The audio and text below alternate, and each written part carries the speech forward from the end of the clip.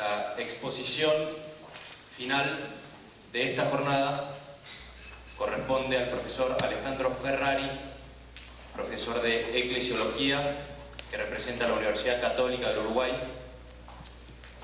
quien nos va a exponer sobre las relaciones Iglesia-Estado en la República del Uruguay. Que haya traído hinchada no significa que vaya a hablar de fútbol, sino que intentaremos esbozar algunas ideas acerca del proceso y de la realidad de las relaciones entre la Iglesia y el Estado en el Uruguay, así también como de la protección y el ejercicio de la libertad religiosa. Presentaremos en primer término y brevemente los grandes jalones del proceso vivido en el Uruguay respecto a estas realidades. A continuación, haremos una descripción de la actual situación jurídica, luego intentaremos ver y descifrar algunos signos que parecen hablar de una nueva época en estos temas, para culminar esbozando algunas proposiciones de las tareas que aparecen para el futuro. Algo de historia. La historia del Uruguay no es muy larga. Su nacimiento a la vida independiente se termina de procesar en la segunda década del siglo XIX, a la par que muchas otras naciones americanas. Su etapa colonial es, sin embargo, muy breve. Durante ese periodo, la Iglesia en el Uruguay formaba parte de la diócesis de Buenos Aires. Era una iglesia incipiente y desarticulada debido a múltiples factores. Los primeros intentos por su consolidación institucional se remontan a la actuación del Cabildo Abierto montevideano de 1808, que solicita al rey la creación de un obispado en Montevideo.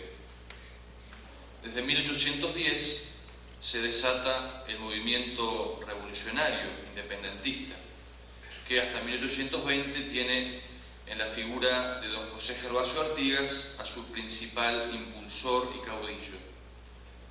Un testimonio importante acerca de la libertad religiosa lo encontramos dentro de este periodo en las instrucciones del año 13, órdenes que llevaban los diputados orientales a la Asamblea Constituyente de Buenos Aires.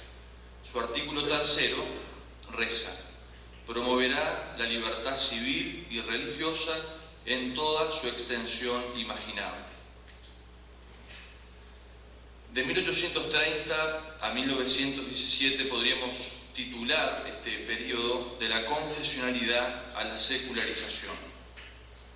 En 1825, la Cruzada Libertadora, encabezada por los 33 orientales, ingresa al territorio nacional, declara solemnemente la independencia, que se terminará de procesar en los años siguientes, el 8 de octubre de 1828, con la declaración preliminar de paz, que se concluye con la jura de la Constitución el 18 de julio de 1830.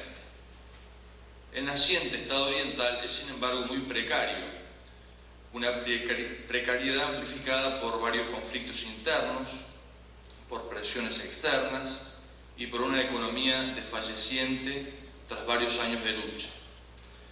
La Iglesia en el nuevo Estado es también muy frágil, dependiente canónicamente del Obispado de Buenos Aires, con pocos recursos materiales, con escaso clero.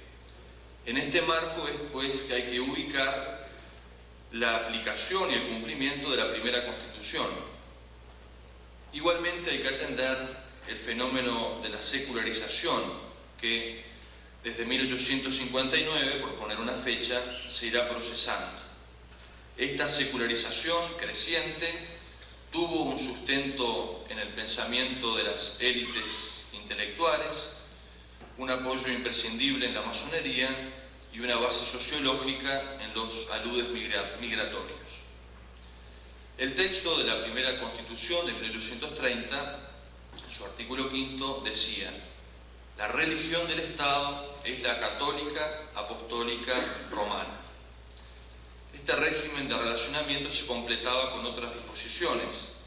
El texto con el que el presidente electo debía jurar su cargo y se comprometía a proteger la religión del Estado, las competencias que se le atribuían al presidente, entre las cuales celebrar concordatos con la sede apostólica, ejercer el patronato, la retención o el pase de las bulas pontificias, etc.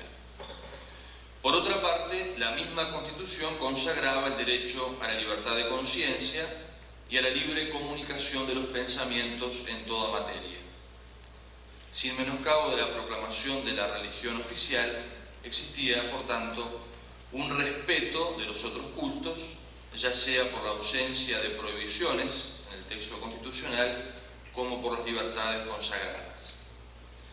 En la aplicación de estos mandatos constitucionales se pueden apreciar nítidamente dos momentos: una versión llamada jurisdiccionalista y una versión laicista.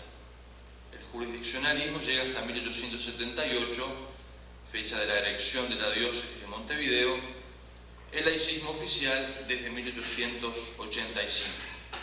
En el primer caso, los resultados tienen que ver con la afectación de los derechos de la Iglesia. Con el laicismo se afectará la libertad de los mismos fieles católicos.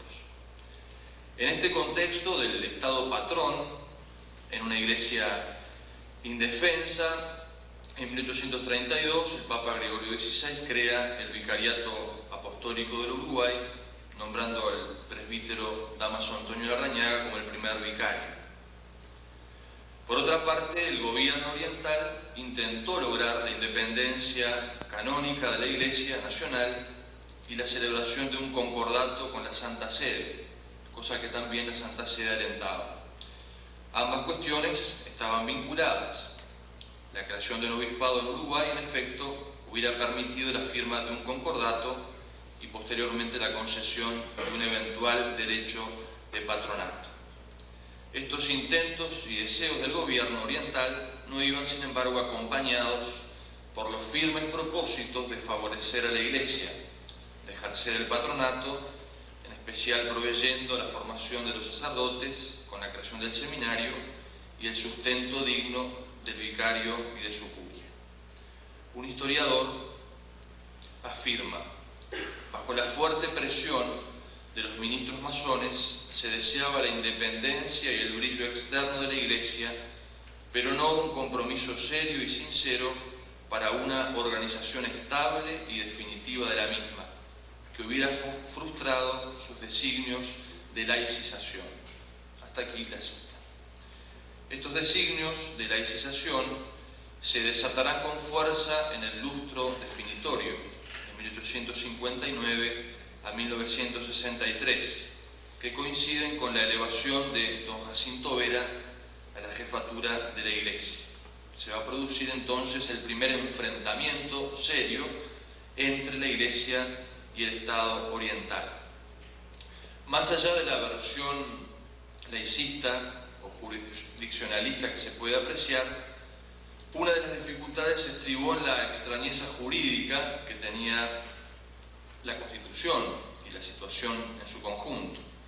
El artículo 81 de la Constitución de 1830 daba como un hecho la existencia de un patronato, pretendidamente continuación del patronato real.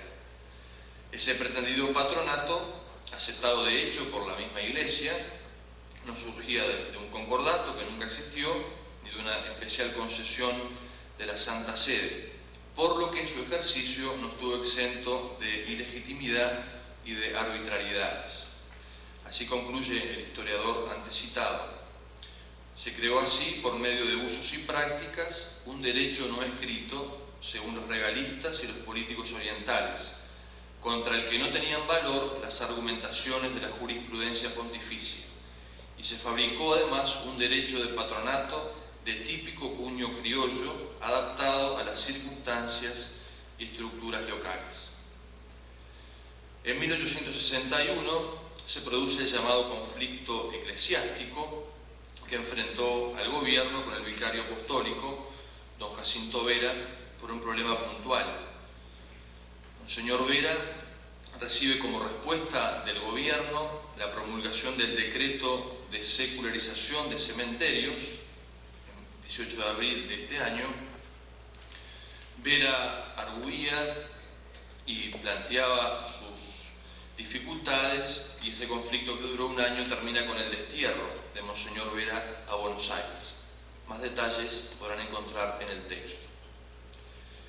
Tras el regreso del destierro, hasta 1876, se vive un periodo de relaciones cordiales, podemos llamar, entre Iglesia y Estado. El conflicto se va trasladando al plano de las ideas, que luego nuevamente se trasladará al plano de los hechos. Un mojón importante en esta secularización tiene que ver con la reforma educativa y concretamente con la eliminación, la voluntad y el empeño firme de desterrar la enseñanza religiosa de la educación escolar, hasta 1877 obligatoria en las escuelas públicas. Durante la dictadura del coronel Latorre, en 1877 se va a realizar esta reforma que preveía que se enseñara la religión católica como obligatoria en las escuelas del Estado, salvo los padres, alumnos que profesasen otras religiones y cuyos padres, tutores o encargados se opongan a que la reciban. La implementación luego de esta ley hizo que se fuera desterrando en la práctica, hasta que en 1909 se la suprimirá totalmente de las escuelas del Estado. Otras leyes secularizadoras, como las llamamos, van a estar presentes en esta época. La ley del registro civil de 1879, en 1885 la ley de prohibición de fundar nuevos conventos, la ley de matrimonio civil obligatorio y la ley de conventos. A comienzos del siglo XX, la prohibición de ingreso de religiosos provenientes de Europa, 1901, la prohibición de imágenes en dependencias de la Comisión de Caridad, 1906, la supresión de la referencia a Dios y a los Evangelios en la fórmula del juramento parlamentario, de ediles y luego del presidente de la República. En 1907 continúa este proceso con la ley de divorcio absoluto. En 1909, la ya mencionada supresión de la enseñanza religiosa en las escuelas públicas, la supresión del latín de la enseñanza en 1910, la supresión de honores oficiales en actos religiosos y la laicización del Código Militar en 1911. Se alcanzará finalmente la separación de la Iglesia y el Estado en la reforma constitucional de 1918, que tendrá como colofón la ley de secularización de los feriados religiosos de 1919, que es una de las peculiaridades que tenemos los uruguayos en nuestro calendario. Por poner ejemplos, el día de Epifanía, 6 de enero, es el Día de los Niños en Uruguay. El 8 de diciembre, fiesta de la Inmaculada Concepción, el Día de las Playas. El 25 de diciembre, Natividad del Señor, Día de la Familia. Y la Semana Santa es feriado toda la semana con el título de Semana de Turismo. Actualmente vigente todas estas cosas. Junto a estos elementos, y para no dejarlos en segundo plano, la Iglesia se va consolidando a lo largo del siglo XIX, especialmente bajo la personalidad de Monseñor Jacinto Vera, el padre de la Iglesia Oriental. Se va a fortalecer la Iglesia en sus instituciones, en la calidad de sus clérigos, de sus laicos, en su impulso evangelizador, en su identidad, en definitiva. En 1878 se erige el Obispado de Montevideo, que será sede arzobispal desde 1897. Actualmente existen 10 diócesis en el Uruguay, la Arquidiócesis Metropolitana de Montevideo y sus 9 sufragáneas.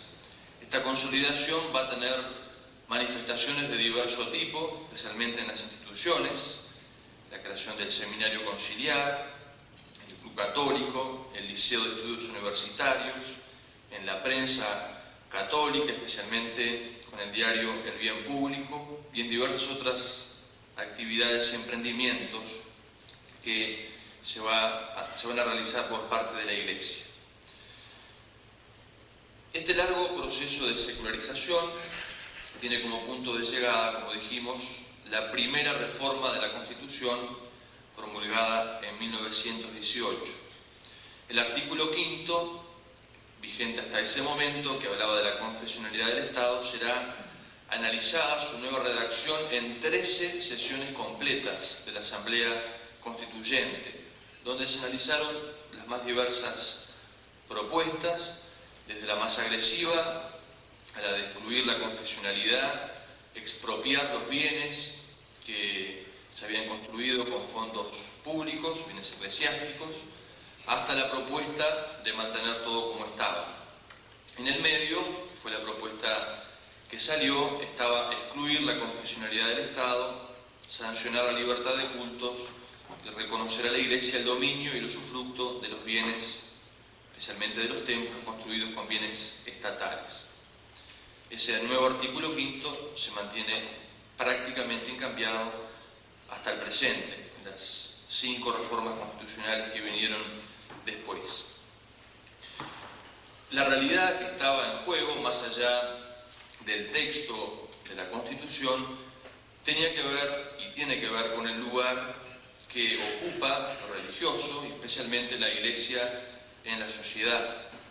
Así dicen algunos autores, en lo que se refiere a la secularización y a las relaciones entre la Iglesia y el Estado, ambos procesos se asociaron con una fuerte radicación privatizadora del lugar de lo religioso en la sociedad uruguaya, de acuerdo a lo que podríamos calificar como una emulación radicalizada del modelo laicista francés.